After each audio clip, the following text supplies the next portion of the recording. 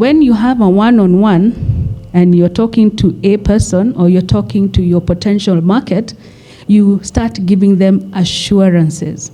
And the assurances that you give then create a legal expectation, and those legal expectations either give you a benefit or a liability. And it's really important to avoid legal problems, because legal problems can wipe away a value that has been there for 100 years. It is cheaper to pay a commercial lawyer than it is to pay a litigation lawyer. We all have our own preconceived idea about what ethics are. But the philosophical definition of ethics is that it is a branch concerned with human conduct, and more specifically, the behavior of individuals in society. So I'm sure you are expecting me to say, what, integrity? Yes. Morals? Yes. So that is not really what applies within ethics in any field of study, but we tend to look for the cousins who are called integrity and morals. Now, what gives you the right first to be able, as a marketer, to speak on anything in marketing? You have freedom of speech. I think this Joel also spoke about media, so there's also freedom of media, and it is up to you to compete with everybody else, make some noise, and let your message be communicated across to the potential consumers and customers. I'll talk about the benefits of ethical marketing because you have the right, and you may legally get away with one or two things that may not really be true up until today. And I'll let you know exactly why as we move along. So when you have a one-on-one and you're talking to a person or you're talking to your potential market, you start giving them assurances. And the assurances that you give then create a legal expectation, and those legal expectations either give you a benefit or a liability. When we start looking at the benefits, then it will help you, because when you get feedback is what you're talking about, ROI, yeah? Get your feedback, then you're able to tell your team, this is what we need to do, this is how we can improve our productivity. And when we get together, we can brainstorm, we can come up, I think you call them what, pitches, I don't know, you're looking forwards, backwards, and you're thinking, we did this last year, it worked, maybe it will work again. We did this in this market, it worked, maybe it can work in a different market. But the most important thing is that you build a strong public image. So when you have that sort of good public image, then you have sustainability. You're here yesterday, today, and tomorrow. And sustainability is a big thing because everyone in Gen Z is talking about sustainability. They're thinking about, what about tomorrow?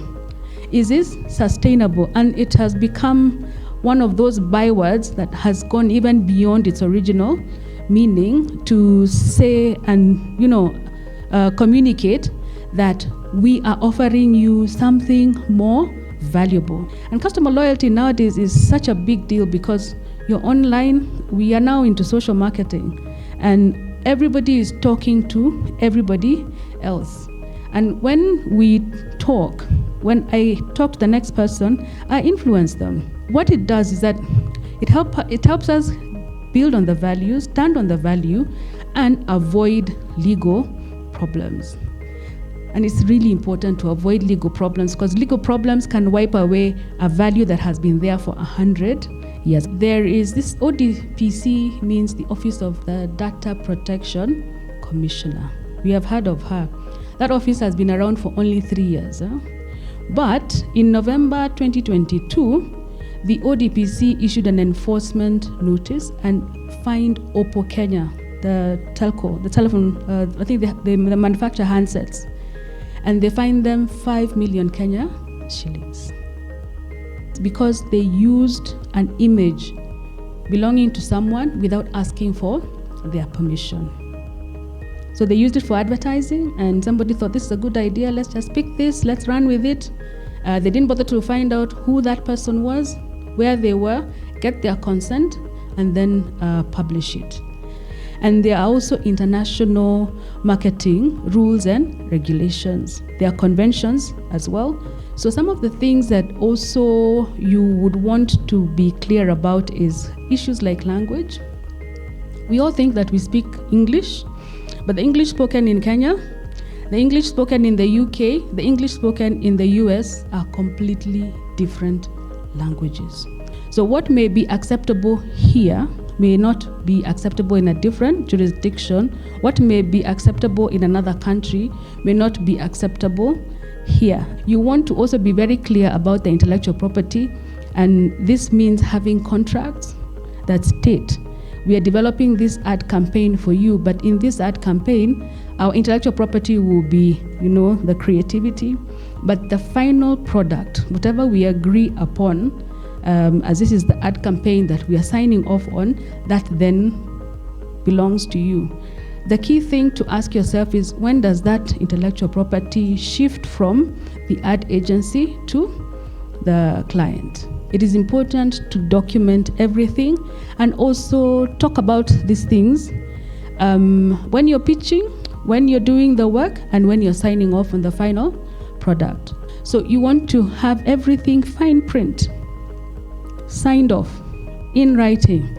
Just take it, file it away. You may never need to use it, but it may save, I think the only way to say it is, it will save your bacon. What are the strategies for complying with data privacy regulations?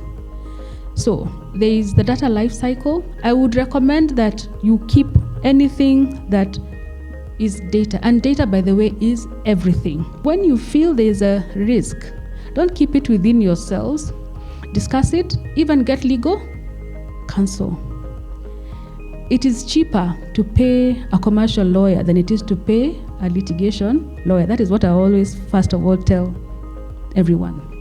And secondly, it is cheaper to pay a lawyer at the beginning for an opinion than have to deal with a 5 million judgment. And we are starting out, so this may be just like a small judgment or a small determination.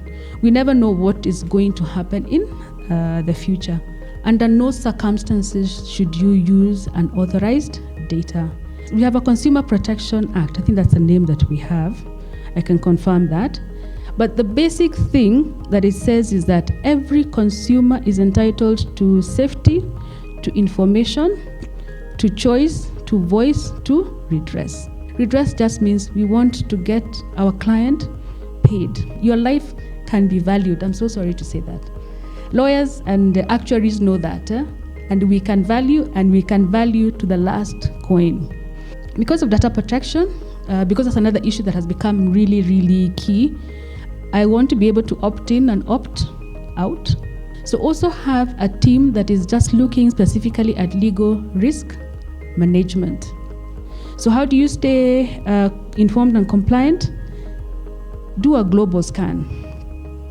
You might, and it's easier now because we know what is happening in the States, we know what is happening in Europe, we know what is happening in Africa, and Africa is not homogeneous, so different things apply to different people.